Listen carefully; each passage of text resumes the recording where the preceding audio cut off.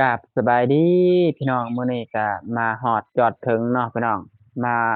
หาอ้ายพี่น้องเอ้ยเพิ่นอยู่ปากใต้อยู่สวนทุเรียนเนาะพี่น้องเนาะมื้อนี้ก็สิมาสัมภาษณ์เพิ่นพี่น้องถามข่าวเพิ่นเนาะว่าเป็นจังไดอยู่สวนอยู่ภาคใต้มีความสุขบ่แต่ละมื้อแต่ละวันเฮ็ดหยังหันนะอยากมาถามเพิ่นพี่น้องเอ้ยหลายปีแล้วบ่ได้พ้อหน้ากันพี่น้อง2-3 ปีแล้วเนาะมื้อนี้ก็สิมา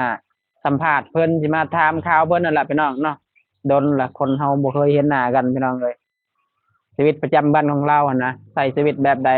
เนาะพี่น้องโอเคพี่น้องเดี๋ยวเราไปเบิ่งเจ้าบ่คิดฮอดบ่บักบ่ำหั่นคิดฮอดบ่บักบ่ำ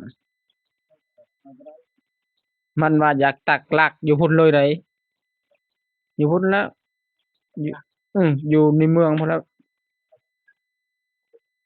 มันอะไรอือได้ยินข่าวว่าสิซื้อรถวิกอกวิโก้อยู่พุ่นเลยไดแก่ทางไหนซื้อตู้เย็นซื้อที่นอนเดี๋ยวนี้บักบ่ำมันได้เห็นแล้วบ่เบื้องหลังของการปฏิบัติเว้นกระทงเงินก็พวกพวกอันนี้เด้พวกยังเห็ดประดับประตูเต็มบ่แล้วก็สร้างให้เพื่อนอืมเขาใกล้เอาเบาโอ้เดี๋ยวนี้ก็ช่างเลยคือคนมาขนาดนี้อันนี้จะมาพบมาพอไปแล้วเนาะดูตัวทุเรียนๆสวนทุเรียนเออสวนทุเรียนอยู่นี่แหละเป็นน้องชายเพิ่นมายามมื้อนี้ เลยบ่มีหยังกินมื้อนี้ชีวิตประจำวันก็คือเฮ็ดสวนแล้วก็สวนการอยู่การกินก็เป็นจังซี่แหล้วนี่เก่งเครียดบ่นี่ฮะ แกงเขียดเนี่ยต้องมีฮอดเขียดอยู่ไสเนาะเวลายอืหลายหลายคือบ้านเฮานี่เนาะคือบ้านเฮาจักรจันทร์ก็หลายกลางคืนจักรจันทร์ก็มีอืม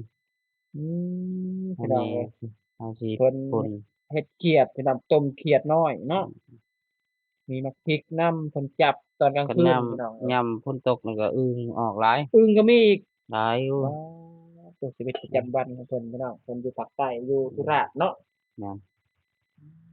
เฮ็ดหยังคือคู่มื้อนี่เจ้าค่ะก็เฮ็ดสวนอยู่แต่สวนซุมื้อนี่มันบ่ได้ไปไสบ่ได้ไปไสอยู่ในสวนอยู่ในสวนเนาะอันนี้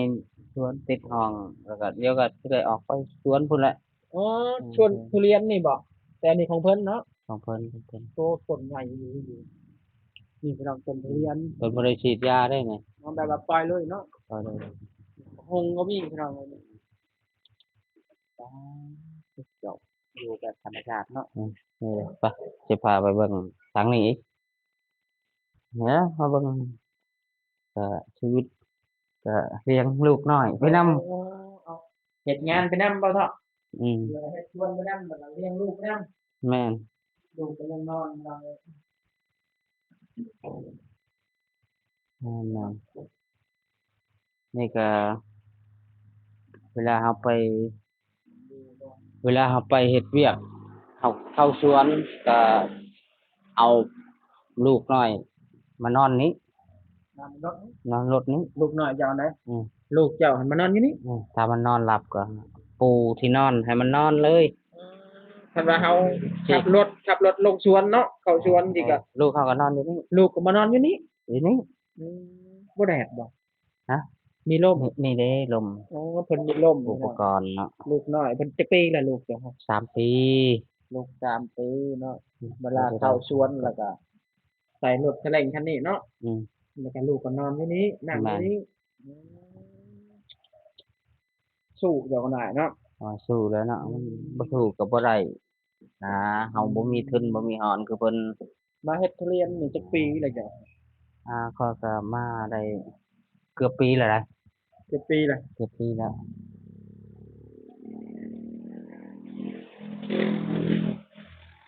รถคู่ใจคันนี้ใจคู่ใจเนาะอืมสู้ขนาดจ้ะแม่นแม่นฟังเบิ่งเจ้าเว้าเออลูกก็นอนอยู่หั่นต้องสู้ชีวิตเฮ็ดกับไผงานเฮ็ดกับเมียบ่เฮ็ดกับเมียบางมื้อก็ไปคนละสวนขี่คนละคัน เฮ็ดทุเรียนเนาะลูกมันมันน้อยไปมันนำเฮาคือรถคันนี้เด้มันดีอยู่ว่าดีจ้ะได้ดีดีจ้ะโอ้โฮคนอื่นอะไรเขาเฮ็ดล่ะเพิ่นยังได้เนาะน้อยปีหนึ่งก็3-4แสนเนาะ เฉพาะเฮาเบิกนี่ก็หมดไปแสนปลาย150,000เพื่อเฮาขายทุเรียนหมด150,000เบิกค่าเฮ็ดบอกเฮ็ดบัตรได้ถ้าบ่มีบัตรบ่ได้เฮ็ดบอกเฮ็ดบัตรแน่ก็บ่ฮอดแสนดอกเนาะทีนี้ก็ได้อันนี้รายจ่ายแต่ก็ถ้าเรืออยู่เนาะเรืเอ่ออเนาะเรือเนาะมันแล้วแต่ทุเรียนถ้าทุเรียนเพิ่นขายได้2,000,000จังซี่เฮาก็300,000 คนได้2,000,000 บาททำได้300,000เนาะอืมเป็นเปอร์เซ็นต์เนาะอืมอ๋อก็สิได้ มันไหลดีอยู่แต่ก็ต้อง เป็นห้องเพิ่นนอนเนาะ อ่าเราต้องทำใจช่วงนี้เพราะว่าเราเฮ็ดงานบ่มีเงินเดือนเลยแต่ก็ได้เนาะได้ได้ความหวังมีเพราะว่าหลายคนเฮ็ดก็ยังได้เนาะแม่นบางคนก็เฮ็ดปีเดียวกลับบ้านซื้อรถวีกอกวีโก้นอนทุเรียนนอนทุเรียนแล้วก็เฮ็ดเรือนให้พ่อแม่ปีเดียวได้แล้วคนบางได้เอาไปเฮ็ดเห็นบ่ได้2-3แสนปีได้ ได้เด้เดือนก็เลยเฮ็ดนี่จ้ะดีแล้วอ้ายดี อยู่กรุงเทพก็หลายปีแล้วอยู่บ่อยากใช้ชีวิตบ้านนอกเนาะอยากใช้ชีวิตแบบบ้านๆของเฮานะเฮาอยู่ มีลูกมีเต้าบางทีเนาะอยากให้ลูกมาอยู่นี่ดีกว่าเนาะเออ มาอยู่แบบธรรมชาติเนาะแต่เฮาอยู่ในเมืองแบบมันเฮามีลูกน้อยเด้เฮาไปไสก็ไปไหนได้บ่ได้เนาะบัดนี้ บัดนี้เฮามาอยู่จังซี่ไปสบายคือบ้านๆนะมันเป็นบ้านนอกไปลูกเนาะอืมไปไสก็ไปสิกินเขียดก็กินหาจักรยานก็มีเนาะมีอืมอะเดี๋ยวขอไปเฮ็ดรถไปเฮ็ดกินกันเด้อ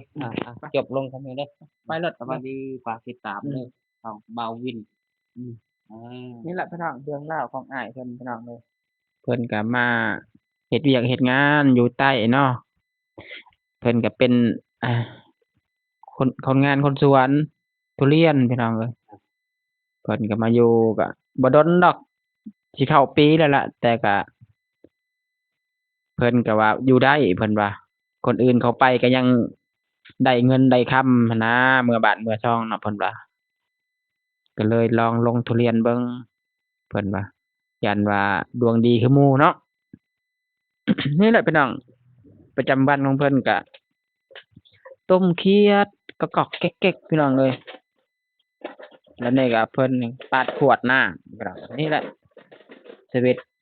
ประจำวันของเราเนาะกาบักพริกต้นทุเรียนก็โอเคเนาะพี่น้องเนาะคลิปนี้ก็ถ้าหากพี่น้องเบิ่งแล้วเห็นแล้วก็ถ้าหากว่าเว้ายังผิดพลาดก็ต้องกราบขอโทษพี่น้องหลายๆคนเนาะเพราะว่ามื้อนี้บ่าวเว้นก็มาถ่ายความเป็นจริงชีวิตจริงของเราอะนะ